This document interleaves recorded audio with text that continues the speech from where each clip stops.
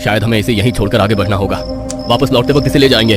सत्तू ने दोबारा उसके कंधे को पकड़कर हिलाया।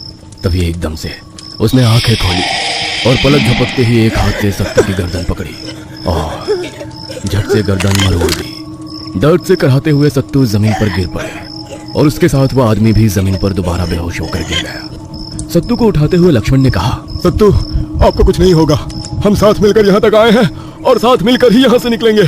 सत्तू ने कराहते हुए कहा, लक्ष्मण, मैं आप लोगों के साथ भीतर नहीं आ सकता। इसके आगे आप लोगों को ही जाना होगा। आपने हमारा यहाँ तक साथ दिया है, आपको इस हालत में छोड़कर हम आगे नहीं जा सकते। हम आपको साथ लेकर ही जाएंगे। लक्ष्मण की आंखें नम थी। सत्तू ने लक्ष्मण का कंधे पर लिया हाथ अपने हाथ में लेकर कसकर पकड़ते हुए कहा, मेरी फिक्र मत करो, बस एक काम करना, इस बेहोश साथी के हाथ पैर कसकर बांध देना और मेरी आंखों पर पट्टी बांध देना। आंखों पर पट्टी?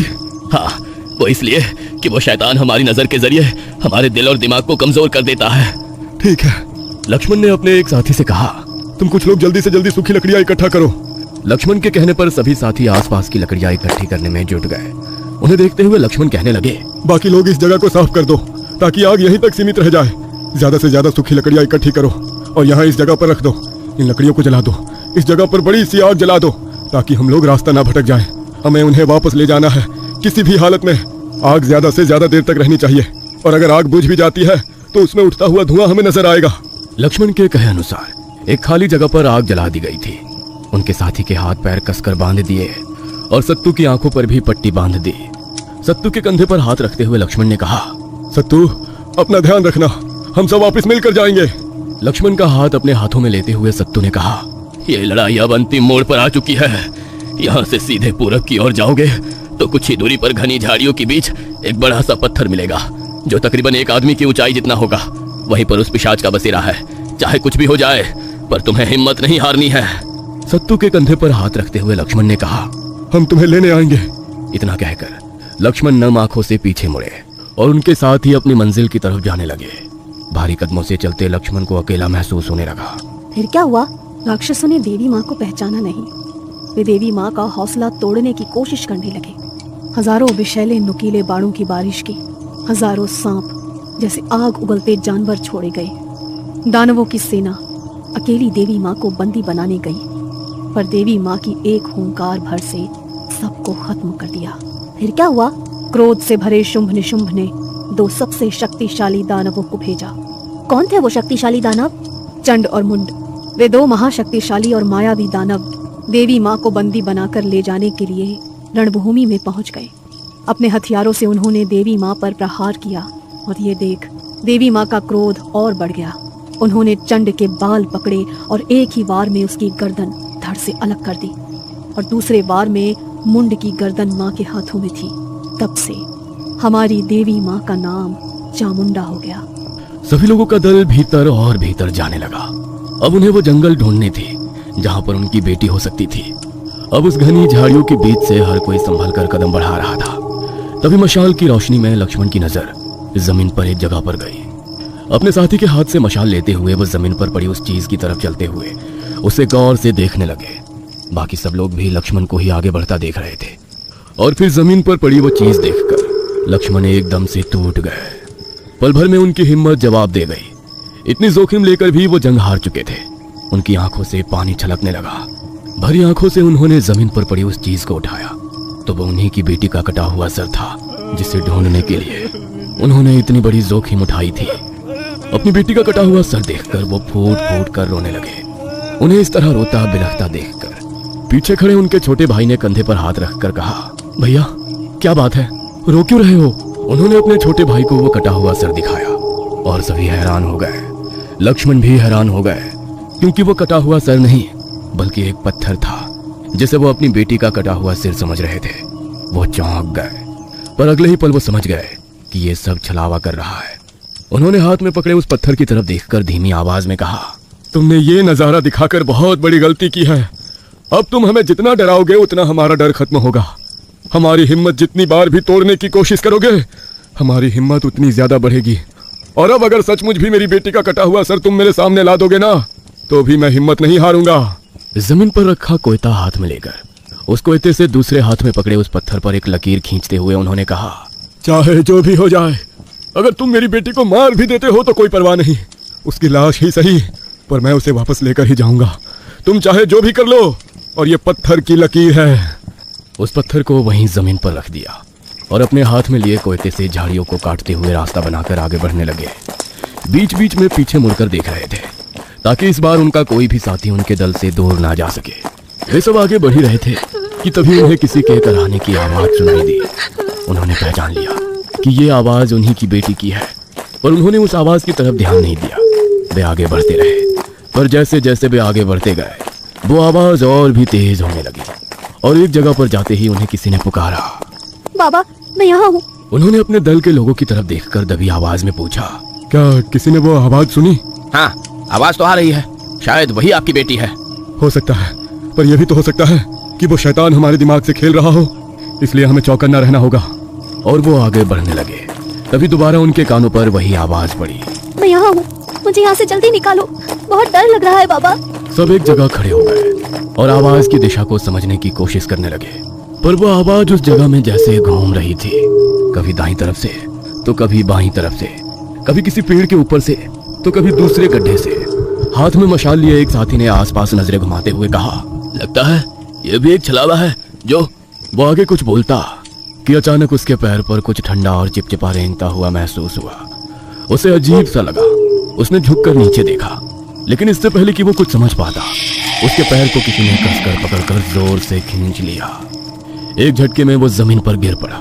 उसके मुंह से निकली डरावनी चीख घने जंगल के सन्नाटे को चीरते हुए काले आसमान में गूंज उठी। घबराहट और दर्द से उसकी उंगलियां मिट्टी में धंस गई। सामने खड़े उसके बाकी साथी तेजी से घटी इस डरावनी घटना से अंदर तक हिल गए थे। वे उसे उठाने के लिए आगे बढ़ते, तभी जमीन पर गिरे उस आदमी को कोई अजीब सी ताकत पीछे की तरफ खींच कर ले जाने लगी। वो बुरी तरह चिल्लाने लगा। उसकी सांसें तेज हो गई। बचाओ, कोई मुझे बचाओ। उसने पूरी ताकत से चिल्लाना शुरू किया और उसके साथी भी उसे बचाने के लिए पूरी ताकत से उसके पीछे दौड़ रहे थे। सभी साथी घबरा गए थे। उसे पकड़ने की कोशिश करो, लक्ष्मण ने चिल्लाते हुए कहा। दौड़ते हुए वे उसके करीब पहुंच गए थे, लेकिन इससे पहले कि वे पकड़ पाते, किसी शक्ति ने जोर से उसे जमीन पर घसीटा और दूर ले जाने लगा। उसकी चीखें और दर्द अब डर से भर चुकी थी। वो अपने नाखूनों से जमीन खरोचते हुए खुद को रोकने की कोशिश कर रहा था। हर घसीटने के साथ उसका पेट और टांगों पर मिट्टी और पत्थरों की चोट से खून रिसने लगा। तभी लक्ष्मण और एक अन्य साथी ने छलांग लगाकर उसका हाथ पकड़ लिया। उनके हाथों से उसके खून से लथपथ हाथ फिसल रहे थे, लेकिन वे उसे कसकर थामे रहे। बाकी साथी भी मदद के लिए दौड़े। उन्होंने मिलकर पूरी ताकत लगाई। वो घसीटने वाली शक्ति इतनी प्रबल थी कि उनकी पकड़ भी छूटने को थी। आखिरकार एक जोरदार खींचाव के बाद उन्होंने उसे बचा लिया। वो डरा सहमा सा जमीन पर गिरा पड़ा था। उसके शरीर से खून बह रहा था और उसकी सांसें तेज थी। उसकी आंखें अब भी अंधेरे में कहीं दूर गड़ी हुई थी, मानो वो कुछ था जो अब भी उसे देख रहा हो। वो हमें मार डालेगा। वो शैतान बहुत ताकतवर है। उसने शायद अब तक सत्तू और हमारे दूसरे साथी को भी खत्म कर दिया होगा। अब हमारी बारी है। यह उसका इलाका है। वो कहीं से भी हमला कर सकता है। हम सब बकरियां झुंड बनाकर एक भूखे और खूंखार भेड़िए के इलाके में आ गए हैं, जहां से हमें कोई नहीं बचा सकता। एक एक करके सब मारे जाएंगे, कोई नहीं बचेगा, कोई भी नहीं। रोते हुए वो लगातार बड़बड़ा रहा था। उसकी कांपती हुई आवाज वहां मौजूद हर एक इंसान का हौसला तोड़ रही थी। उसकी तरफ देखकर लक्ष्मण ने कहा, तुम शांत हो जाओ, तुम्हारी हालत मैं समझ सकता हूँ, तुम डरो मत। तुम्हें क्या लगता है मैं पागल हूँ या ये सब बकवास कर रहा हूँ? यही सच है। अपनी एक बच्ची को बचाने के लिए तुमने इतने सारे लोगों की जिंदगियों को खतरे में डाला है। तुमसे ज्यादा स्वार्थी इंसान मैंने जिंदगी में नहीं देखा। उसकी बात सुनकर लक्ष्मण कुछ बोलते, तभी दूसरे आदमी ने कहा, सही कह रहा है। एक बच्ची को बचाने के लिए कितनी सारी जिंदगियां दांव पर लगा दी। एक बच्ची मर जाती तो किसी को क्या फर्क पड़ने वाला था। अरे वैसे भी आए दिन बीमारियों से कई बच्चे मारे जा रहे हैं। उन दोनों की बात सुनकर उन्हीं के गांव का एक आदमी आगे आया और बोला, हाँ सही कहा। अरे उसकी बच्ची मर जाती तो किसी को क्या फर्क पड़ता। फर्क तो उससे पड़ता है जिसके सीने में दिल है। फर्क उससे पड़ता है जो जिंदगी की अहमियत समझता है। और फर्क उसे भी पड़ता है जिसने किसी अपने की मौत को कभी बेबस होकर देखा है। हाँ, तुझे तो तकलीफ होगी ही ना। तेरी बहन को इसी तरह उस शैतान ने मार दिया था, इसलिए तुझे तकलीफ होना लाजिमी है। सही कहा ना मैंने? हाँ सही कहा। मैंने बेबस होकर अपनी बहन की मौत को महसूस की। उसकी हड्डियां तक अंतिम संस्कार के लिए मिल नहीं पाई। सिर्फ सत्तू ने हिम्मत कर उस इलाके में जाने के लिए तड़प रहा था। पर तुम गांव वालों ने उसे उसी के घर में हाथ पैर बांध कर जकड़ रखा था। बेचारा सत्तू रोता रहा, बिलखता रहा। वो इसलिए कि तेरी बहन की शादी सत्तू से होने वाली थी। तेरी बहन के मरने के बाद अब तक कुंवारा बैठा है। हाँ, सही कहा तुमने। तब सत्तू ने हिम्मत दिखाई थी, आज उस इंसान ने हिम्मत दिखाई है। तब मैं बेबस था, पर आज नहीं। इस बार मैं आखिर तक जाऊंगा। वैसे भी हम सब अपनी मर्जी से उनके साथ आए हैं। उसने हम पर कोई जोर जबरदस्ती नहीं की या हाथ जोड़कर मदद की भीख भी नहीं मांगी थी यहाँ आने के लिए। तभी पेड़ के नीचे बैठा उस जख्मी आदमी ने कहा, तुम चुप रहो। हमारे गांव के होते हुए भी तुम इनकी तरफदारी कर रहे हो। तुझे इसने जरूर पैसे दिए होंगे, साले स्वार्थी। वो आगे कुछ बोलता कि तभी सामने खड़े उस आदमी ने झट से कोयता निकाला और आगे कदम बढ़ाकर सीधे उसकी गर्दन पर रखकर गुस्से से कहा, स्वार्थी मैं हूँ?